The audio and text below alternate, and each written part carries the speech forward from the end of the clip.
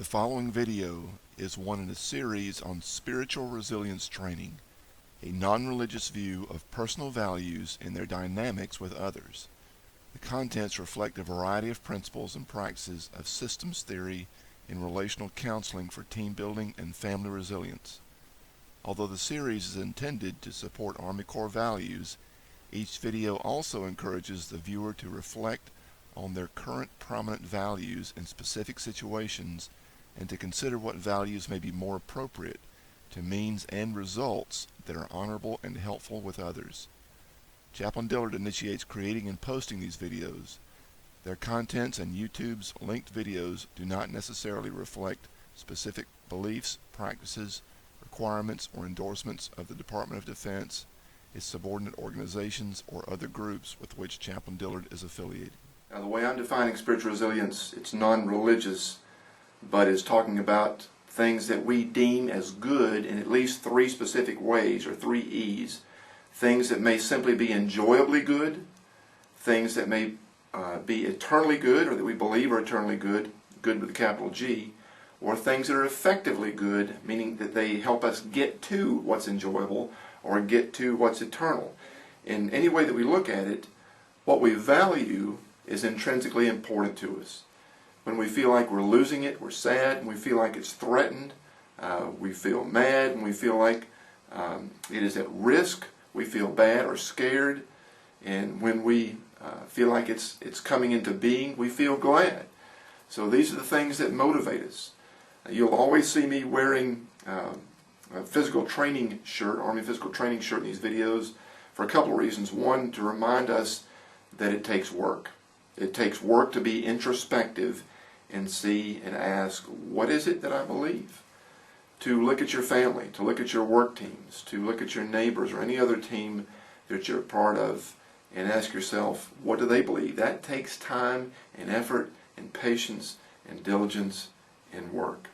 So you'll always see me in this PT shirt. Another reason I'm wearing the PT shirt is physical resilience parallels spiritual resilience in many ways. If you were to go to a doctor and start a physical training program, they'd ask you to make sure it incorporates at least 5 different aspects. One is issues of the heart, to work your heart. Because if our heart and lungs are strong, that's the core of the rest of the body. And so we need to make sure that our heart is strong. In the same way, spiritual resilience works with heart issues. What do I value? What do you value? How are those things playing out in our relationships? Are the things that we're focused on in our values appropriate and helpful in that situation? The second thing a doctor will make sure, or ask you to make sure that you incorporate, is partners. We need people to work with us in physical training and in spiritual training. We need people that we can bounce ideas off of, people who will listen to us, people that we respect, that we want to listen to.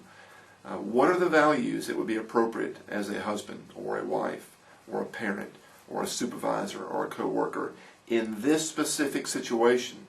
In different values are more appropriate in different situations, which brings us to the next point of physical training or spiritual training, and that's flexibility. Sometimes we want to focus on honesty in one situation, where in another situation safety might be more important. Doesn't mean that you become dishonest, but maybe now is not the time to tell all the facts. Now is the time to focus on safety.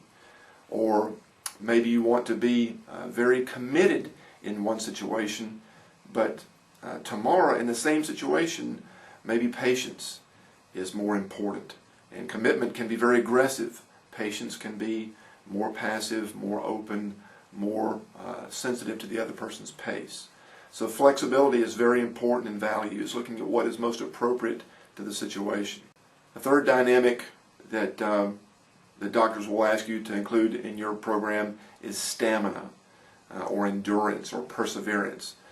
If our values, or our heart is strong, and our partners are good, and our flexibility is working for us, we need to be able to endure in those situations, because it might last more than 5 minutes, or an hour meeting, or it might even last longer than the 18 years it takes to raise a child. If the values are truly important, if they're truly good, if they're truly helpful and honorable to that situation, we have to endure. And the last thing, and a related thing that a doctor will ask you to incorporate into your physical training, and similarly in spiritual training, is a sense of reward. If you're going to endure difficulty of parenting for 18 years, or a lifetime of marriage, even to a wonderful person, there's got to be a sense of reward, day to day, sometimes hour to hour, to keep you motivated. It has to be honest, it has to be true, something that really gets you through the hard times. And there will be hard times even in the best situations. So these are some of the things that we'll be looking at in spiritual resilience training, and these and more. Hope you'll join me. See you next time. At the release date of this video, I am stationed with Research Development and Engineering Command, RDECOM, at Aberdeen Proving Ground, Maryland. Because the majority of our personnel are in this area, I spend most of my time here. I do, however, travel to our distant units based on command priorities and budget. I place these videos on YouTube for broad visibility to Army personnel and their families, but I hope the videos will be helpful to others too. If you are assigned to RDECOM and want to request specific topics by video, training on site or by VTC, or confidential counseling on site or by secure webcam, you can contact me at jeffrey.d.dillard.mil@mail.mil.